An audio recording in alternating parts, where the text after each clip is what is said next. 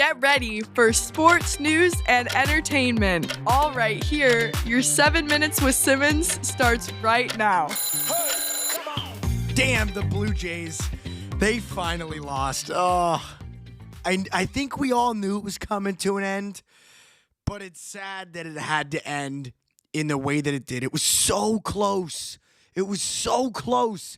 The Yankees take it in the ninth inning, the top of the ninth. They find that run. The Jays not able to crawl back. Welcome back to the podcast, guys. 7 minutes with Simmons. I'm your host, Christian.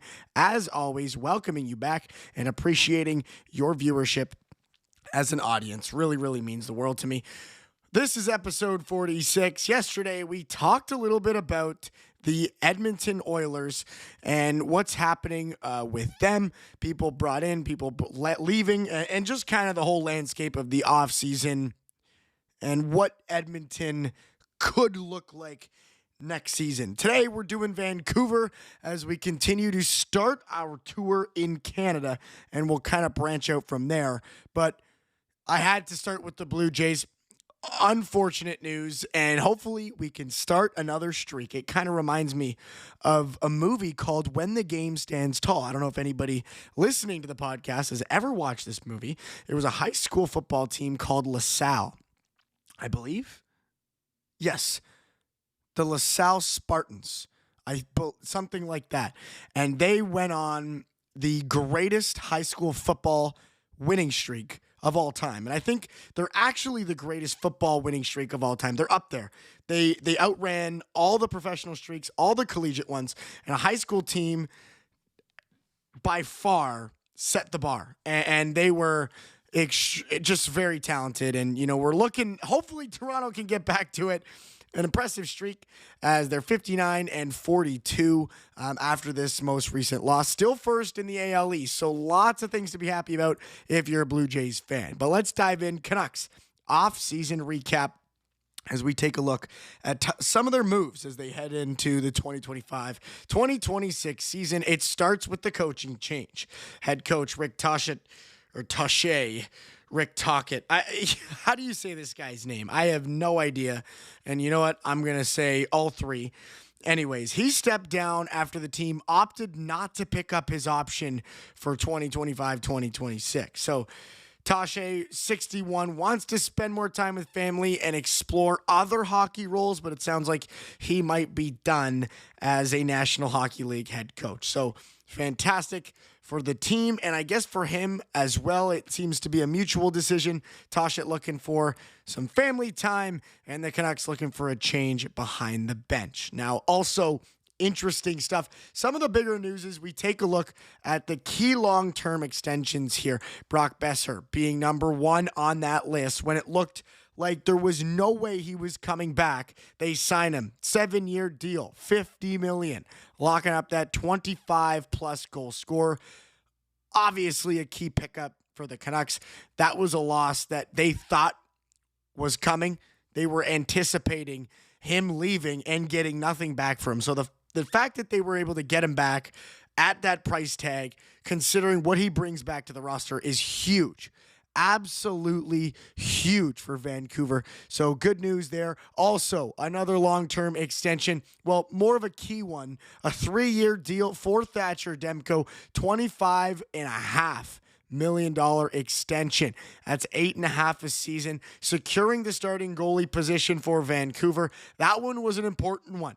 I think for this team especially, they're looking to kind of jump out of that mid-table in the standings, and I think this is really going to help them do that. Thatcher Demko bringing the goaltending presence right back to Vancouver, so fantastic news in that respect. Also, another key long-term extension, Connor Garland agreeing to that 6-year, $36 million contract. He raises his AAV to $6 million, so a mutual benefit, both sides, similar to the coaching change. Connor Garland gets paid his heyday here in this offseason. And of course, Vancouver, very happy to hold on to him as we shift gears here. Those are the three key long terms, in my opinion.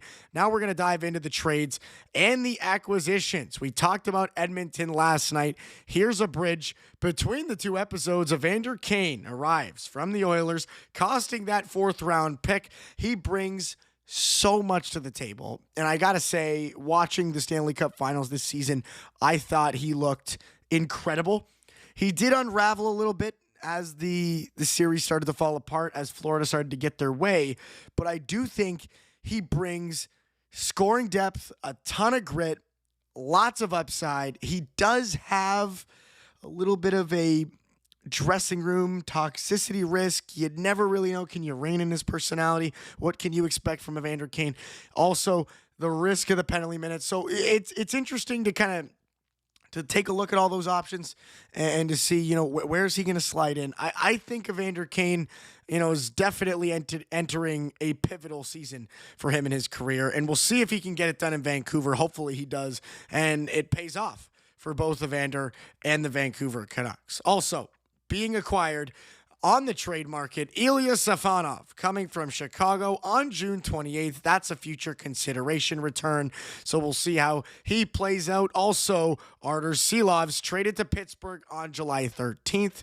The Canucks bringing in Chase Stillman and a 4th rounder, and one more trade. Dakota Joshua dealt to Toronto on July 17th for that 4th round pick, freeing up a ton of cap space. So busy in the trade market. Vancouver making things happening there.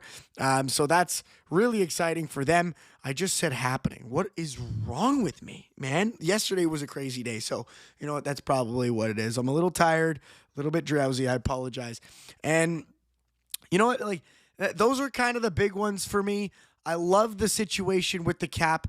They got $20K. So, I mean, I don't love the situation with the cap, but I love what they've done with it. They're hovering around $20,000 in cap space during the offseason. So effectively cap locked without further moves. They got nothing really that can happen there. And of course, there's still, an interest in the market for, that top 6 center, names like Jack Roslovic and Luke Kunin cropping up as potential trade/free agent targets. But again, they really don't have any cap to work with. So either open some up. Excuse me, did I just burp on air? What is going on right now? This is incredible. Anyways, we're going to keep it in. We want to roll. This is live, all right? This is real. This is real audio. We don't mess around.